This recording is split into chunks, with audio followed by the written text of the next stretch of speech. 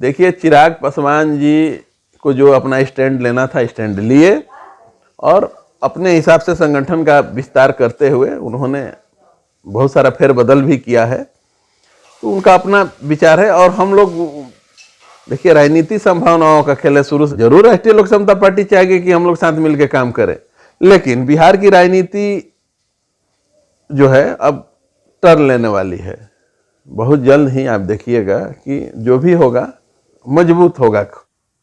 नमस्कार, आप देख रहे हैं धा न्यूज और मैं हूं अभिषेक मिश्रा। शराबबंदी को लेकर बिहार में सियासत होती रही है और शराबबंदी को लेकर बिहार में सियासत हो रही है। विपक्ष बिहार की शराबबंदी पर लगातार सवाल उठाते रहा है और जिस तरीके से सीतामढ़ी में शराब तस्करों ने दरोगा को गोली मारकर हत्या कर दी, सीतामढ़ी मामले के बाद ये सियासत और तेज हो गई है।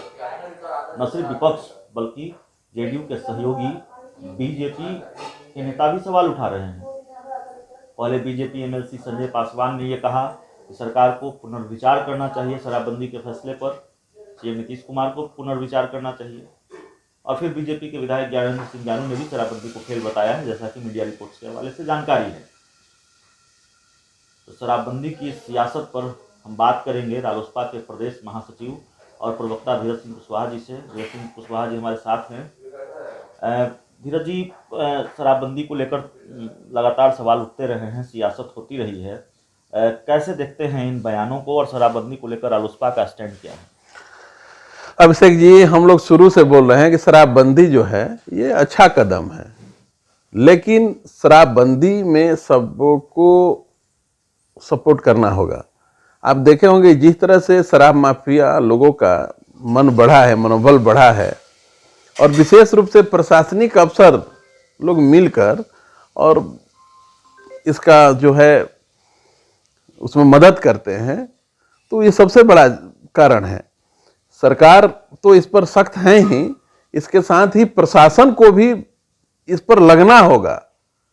कानून बना देने से नहीं होगा, उस पर लगकर अमल करना होगा, तब जाके शराबबंदी का कुछ भी बेनिफिट मिल पाएगा। शराबबंदी से तो बिहार सरकार को क्षति जरूर हो रही है रेवेन्यू में, लेकिन आप देखे होंगे कि जो व्यक्ति पैदल चलता था आज दारू बेचकर आज 4 चक्का की गाड़ी पर चल रहा है। तो इससे साफ तौर पे देखा जा रहा है कि प्रशासन द्वारा इस पर मतलब सख्ती नहीं की जा रही है। एक दावा और सामने आता रहा है, ये कहा जाता रहा है कि शराबबंदी की वजह से बिहार में अपराध को आंकड़ों में कमी आई है या कमी आएगी। इस दावे को कैसे देखते हैं? क्या वाकई शराबबंदी की वजह से बिहार में अपराध कम हुए हैं? ये शराबबंदी से आंकड़ा के में कम कहाँ आई है। आप देखे होंगे कि जिस तरह से अपराधियों के मनोबल जो बढ़ा है, घटा नहीं है। सरकार दावा कर रही है वो अलग बात है, लेकिन अपराधियों का मनोबल बढ़ा है और माननीय मुख्यमंत्री जी को इस पर विशेष रूप से निर्देश देना चाहिए कि अपराधियों के मन में डर हो पुलिसिंग का। और जितने भी सहयोगी दल हैं, तो सहयोगी दल को तो सपोर्ट करना चाहिए।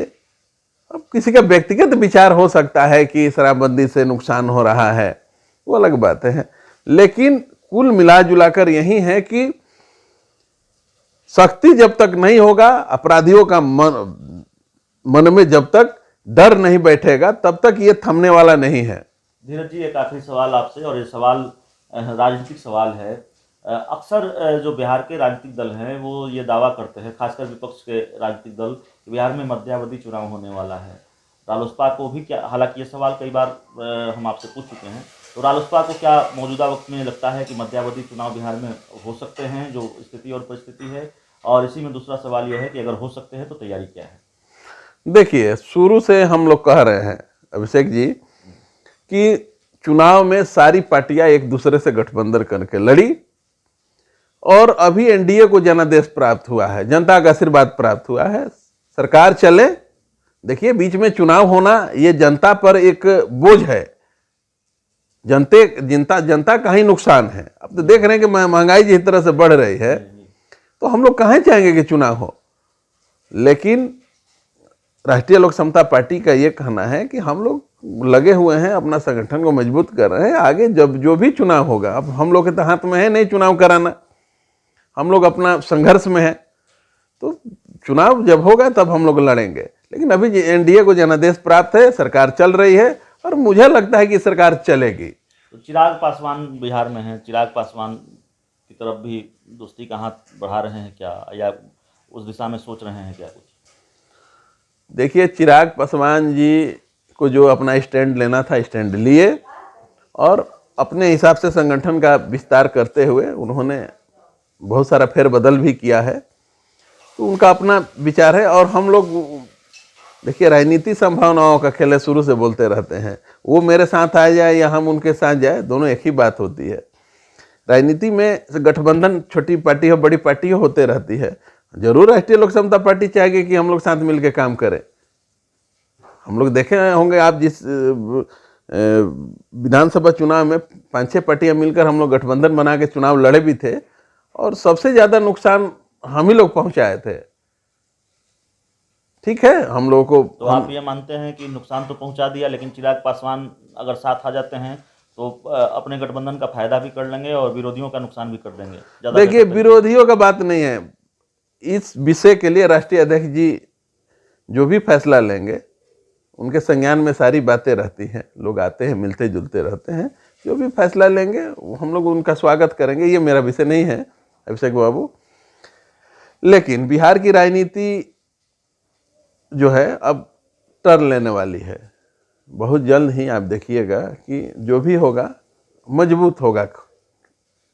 आप लोग देखे होंगे कि अभी तोड़ जोड़ चल रहा है, सब एक दूसरी पार्टियां लगी है कि एक दूसरे से तोड़ ले, अपने आप को कैसे मजबूत कर ले, अपने कुनबा को कैसे मजबूत कर ले, इसमें लगी हुई है। और आप लोग देख भी रहे होंगे, और राष्ट्रीय लोक समता पार्टी अपने दम पर करना को चाहती है। तो हम लोग अपने हिसाब से लगे हुए हैं और अपना काम कर रहे हैं। जब समय आएगा तो उचित गठबंधन भी किया जाएगा और चुनाव भी लड़ा जाएगा। तो रालोसपा कुछ बड़ा करने वाली है, इसके संकेत धीरज सिंह कुशवाहा ने दिए हैं और अपने दम पर करने वाली है। बिहार की सियासत से जुड़े कुछ दूसरे सवाल थे, और सबसे अहम शराबबंदी को लेकर जिस तरह से सवाल उठ रहे हैं, उन सवालों पर हमने बातचीत की धीरज सिंह कुशवाहा जी से। इस इंटरव्यू में इतना ही। बहुत बहुत धन्यवाद।